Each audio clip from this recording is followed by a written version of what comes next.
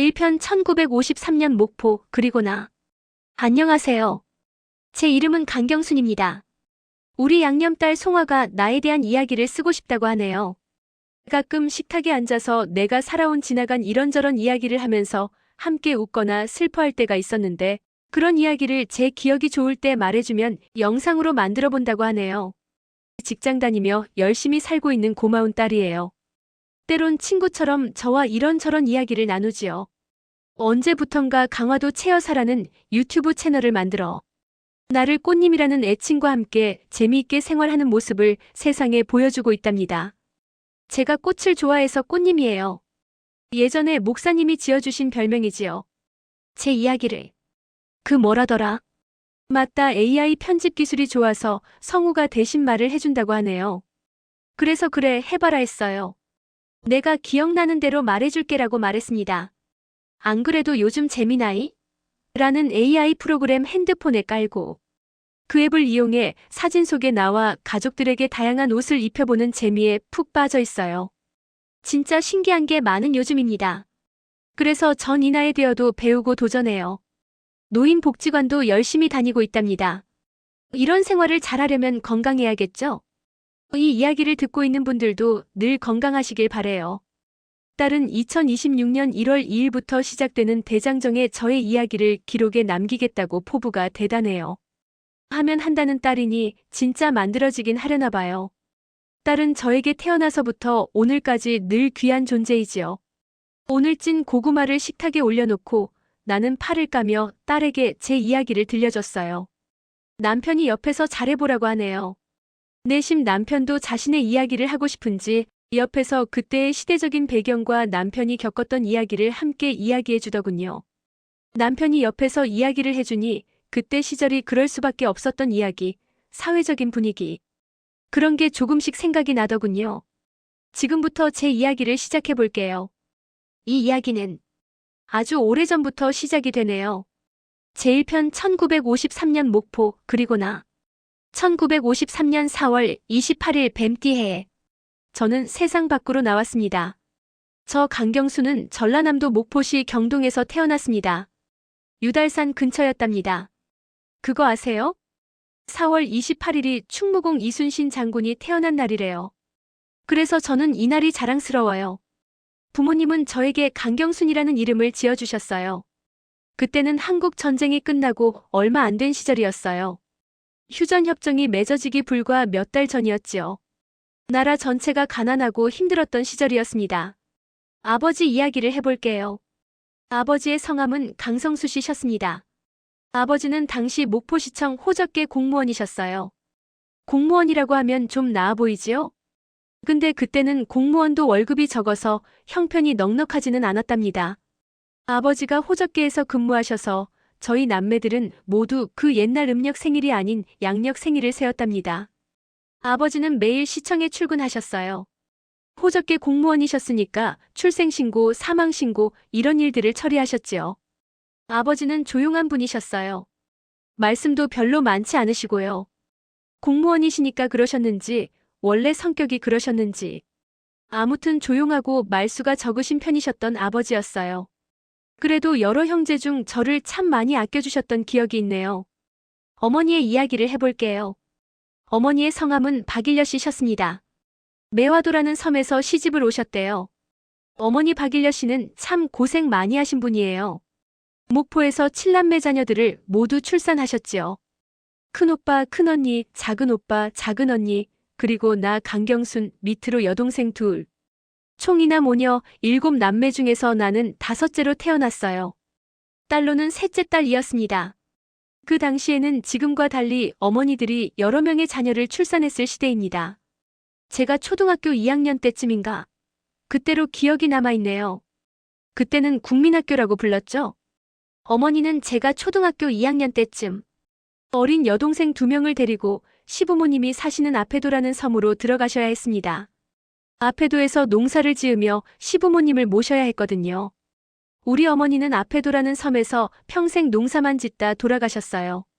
지금 생각해보면 나는 이 나이에 하고 싶은 거 다 하고 사는데 우리 어머니는 평생 일만 하다 돌아가셨으니 참 마음이 아프고 여자의 일생이 서글퍼오네요. 그때는 그게 당연한 일이었어요. 며느리가 시부모님을 모시는 게 말이죠. 요즘은 자식들이 시부모 모시는 거 바라지도 않아요. 서로 각자 편하게 사는 게 도와주는 거지요. 그런 말 있잖아요. 손주도 오는 손주 반갑고 가는 손주 더 반갑다고. 저도 나이가 드니 식구들 모일 때 밥하는 게 힘들어요. 그래서 나가서 사 먹는 걸 선호하지요. 남자들은 그런 마음 몰라요. 남자들은 그냥 집에서 반찬 몇 개 놓고 먹자고 하는데 그러기 쉽지 않은 거. 우리 주부들은 다 알잖아요, 그죠? 우리 가족은 제가 초등학교 2학년 무렵 두 집으로 나뉘어 살았어요. 목포에는 아버지, 큰오빠, 큰언니, 작은오빠, 작은언니, 그리고 저까지 함께 6명이 살았습니다. 어머니는 아페도라는 섬으로 두 여동생을 데리고 들어가셨어요. 그곳에서 시부모님을 모시고 농사를 지으며 사셨습니다. 지금 생각하면 참 이상한 일이지요. 왜 가족이 따로 살았을까요? 그때는 그럴 수밖에 없었어요. 아버지는 목포에서 일을 해야 했고 어머니는 시부모님을 모셔야 했으니까요. 나는 오빠랑 언니들과 함께 학교를 다녀야 했으니 목포에 남았고 어린 여동생들은 어머니를 따라 섬으로 들어갔던 거죠. 어머니가 섬으로 들어가시고 어린 마음에 어머니가 보고 싶어서 울 때도 참 많았지요. 저도 어렸잖아요. 주말이면 철선을 타고 아페도를 가서 어머니를 보긴 했지만 어린 제 마음에는 늘 어머니와 살고 싶었답니다. 그때의 어린 저는 어머니가 보고 싶었지요. 많이 보고 싶었습니다. 목포에서 아버지랑 살던 집은 특이한 집이었어요. 일본식 집, 적산가옥이라고 불렀지요. 적산가옥이 뭐냐고요? 일제강점기 때 일본 사람들이 살던 집인데 해방되고 나서 우리나라 사람들이 들어가 살게 된 집이에요. 그때는 그런 집이 목포에 많았어요. 항구 도시였으니까 일본 사람들이 많이 살았었거든요. 우리 집은 다다미방도 있고 복도도 있었어요. 한옥하고는 완전히 달랐지요. 그리고 뭐가 제일 좋았냐면 화장실이 집 안에 있었다는 거예요. 그때만 해도 대부분의 집은 화장실이 밖에 있었거든요. 재래식 화장실이라고 뒷간이라고 불렀지요. 근데 우리 집은 화장실이 안에 있었어요. 하얀 도자기 같은 변기가 있었던 걸로 기억나요. 밑으로 커다란 똥통이 있었죠. 아주 깊었어요. 볼일 보고 나서는 나무 판자에 긴 막대기를 단덮개로 냄새가 덜 올라오게 막았던 기억이 있어요. 그래도 밖에 나가지 않아도 됐으니 얼마나 좋았는지 몰라요. 아버지가 공무원이셨으니까 그래도 이런 집에 살 수 있었던 거예요. 그때로서는 꽤 괜찮은 집이었습니다. 그리고 할아버지가 땅도 조금 많으셨나 봐요. 아페도라는 섬에는 강씨들이 모여 사는 부락이 있었어요. 주변의 모든 사람들이 강씨였으니까요. 그때는 이렇게 같은 성끼리 사는 집성촌이 많이 있었답니다. 문멜이 거의 대부분의 땅이 할아버지 땅이었다고 하더라고요. 동네 사람들이 말하기를 우리 집 땅을 밟지 않고는 못 다니셨대요. 넓은 땅에서 농사를 지어 어느 정도 잘 살아서 그런지 먹는 건 굶지 않고 잘 먹고 자랐어요. 큰오빠와 저는 나이 터울이 많았어요. 큰언니도 터울이 많아 엄마 역할을 했어요. 어머니랑 떨어져 살았던 저는 공부보다는 노는 걸 좋아했어요. 누가 저를 앉혀놓고 공부를 시켰겠어요. 엄마도 옆에 없으니 놀기만 했겠죠. 아주 온 동네 골목길 돌아다니면서 세상 놀다 지쳐 잠이 드는 게 다반사였어요. 아주 건장한 골목 대장이었어요. 우량아 대회에 나가서 입상을 할 정도로 건강한 아이였죠. 그 시절엔 우량아 대회라는 게 있었어요. 노는 건 1등이었는데 공부는 잘하는 편이 아니었답니다. 그래도 병치레 하나 없이 건강하게 잘 자랐다고 부모님이 그러셨어요. 그래도 우리 남매들은 학교를 다닐 수 있었어요. 오빠들도 언니들도 나도. 그때만 해도 학교 못 다니는 애들이 많았거든요. 특히 여자애들은. 근데 우리 아버지는 딸들도 학교를 보내셨어요. 특히 어머니가 나처럼 살면 안 된다고 하시면서 딸들은 내가 고생을 해서라도 꼭 학교는 다 보내주신다고 말씀하셨어요. 그게 지금 생각해보니 얼마나 고마운 일인지. 허리가 휘어질 정도로 일을 하셨어요. 노년에 우리 어머니는 허리가 꼬부랑 할머니처럼 휘셨어요. 주무실 때도 허리를 못 펴고 옆으로 주무셨지요. 지금의 60대는 청춘이지만 옛날 60대는 할머니였잖아요. 내 나이와 비교해보면 우리 엄마 너무 고생하셨네요. 아버지와 언니 오빠들 함께 살았던 집에는 어머니가 안 계셔서 집안일이 힘들었어요. 큰언니가 엄마 역할을 했지요. 밥하고 빨래하고 우리 동생들 챙기고 나도 언니 도와서 집안일을 했어요. 특히나 저는 오빠들의 심부름, 언니들의 심부름을 도맡아서 하는 심부름꾼이었어요. 경순아 경순아 여기서 저기서 경순아 만들렸죠. 오빠 언니들에게 항상 불려다니는 심부름꾼 강경순 어린이였답니다. 어머니를 볼 수 있는 주말에는 뒷계라는 선착장에서 철선을 타고 앞에도를 들어갔어요. 어머니는 거기서 할머니, 할아버지를 모시고 엄청 많은 농사를 지으며 사셨지요. 논농사, 밭농사, 집안일을 쉼없이 아침부터 저녁까지 하셨을 거예요. 지금 생각하면 어머니가 얼마나 힘드셨을까 싶어요. 저는 어머니를 보러 가는 주말에는 버스비할 용돈을 아껴서 심리과자라는 것을 샀어요. 그 심리과자라는 게 참 재미있는 과자예요. 한번 입에 물면 심리까지 간다는 아주 깡깡하고 야문 사탕 같은 거였는데 색깔은 흰색이었어요. 동생들은 그 심리과자를 엄청 좋아했어요. 어린 제가 용돈이 어디 있겠어요? 그 심리과자를 사려면 저는 배에서 내려 차로 1시간이 넘는 거리를 걸어가야 했어요. 버스비로 심리과자를 샀기 때문이죠. 동생들은 저보다 심리과자를 더 기다렸어요. 어찌나 맛있게 하루 종일 빨고 있는지. 지금 그 심리과자 어디서 파는데 없나요? 옛날 그 맛이 생각나서 그립네요. 그런데 비가 오는 날은 어쩔 수 없이 버스를 타야 했어요. 그러면 심리과자를 못 샀죠.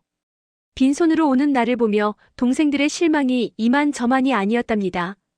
그럴 때는 저도 화가 나기도 했어요. 그동안 버스비를 아껴서 사온 언니의 고마움도 모르다니 하면서요. 저보다는 심리과자를 기다렸던 동생들의 초롱초롱한 눈빛이 선명하게 기억이 나네요. 동생들은 심리과자를 기다렸고 어머니는 저와 언니를 기다렸죠. 어머니를 보면 너무 반가웠어요. 엄마! 하고 달려가서 안겼던 기억이 나요. 어머니는 우리를 꼭 안아주시면서 말없이 울으시곤 했어요. 어머니와 있는 시간은 일주일에 딱 하루였어요.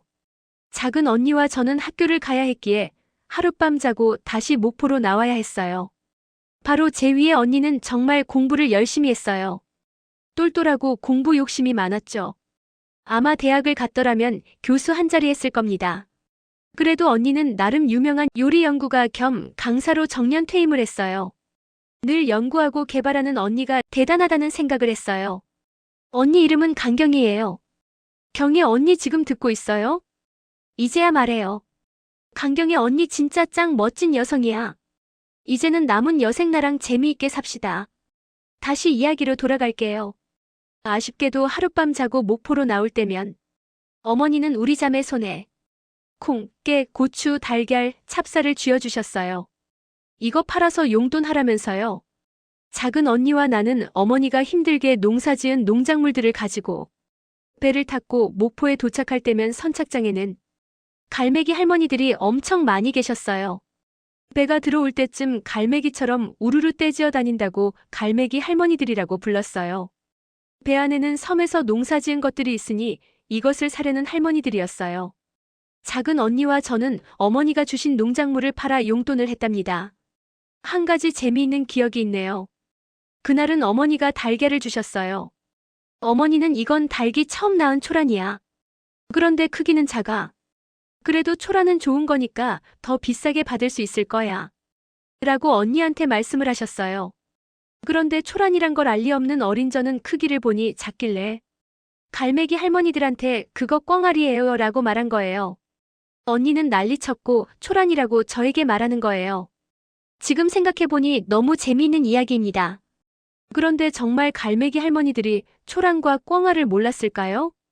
제 생각엔 어린애들이 파니까 싸게 사버린 것 같아요. 그 시절 갈매기 할머니들이 생각나네요. 지금 생각해보니 모두 열심히 사셨던 우리네 어머니들 모습이었던 거죠. 목포는 항구 도시라 생선을 잡는 어선들이 많이 있었어요.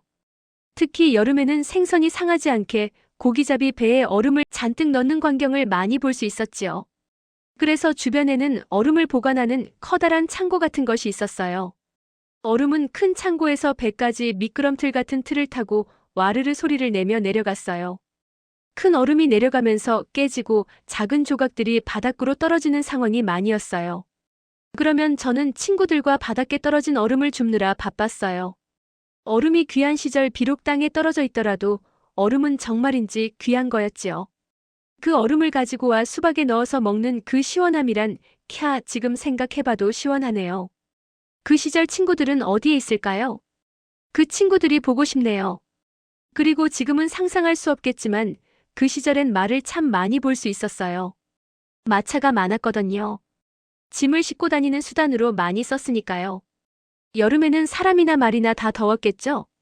그러면 저와 친구들은 말이 묶여있는 곳에 가서 말 성기가 축 늘어진 것을 보고 노래를 부르면서 깔깔거리고 다녔던 기억이 나네요. 그 노래는 지금 생각해도 웃긴데 말해볼게요. 이런 거 말해도 될까 걱정되지만요. 말자지 말자지 축 늘어졌다 말자지. 하하하 웃기죠? 저는 어릴 때 친구들과 이런 노래 부르면서 놀았답니다. 말하고 나니 좀 창피하네요. 다 지난 추억이니 그냥 웃고 넘기자고요. 이번 이야기는 여기서 마무리를 해야겠어요. 다음 편에는 또 어떤 이야기를 들려드릴지 생각을 해봐야겠어요. 아마 학창시절 이야기를 들려드릴 것 같아요. 첫 번째 이야기를 들어주셔서 감사합니다. 여러분의 어린 시절 이야기가 저와 같은지 궁금하네요. 댓글로 남겨주시면 읽어보는 재미가 있을 것 같아요.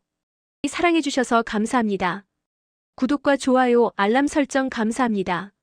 지금까지 꽃님이 강경순이었습니다. 제 이야기 또 기다려주세요.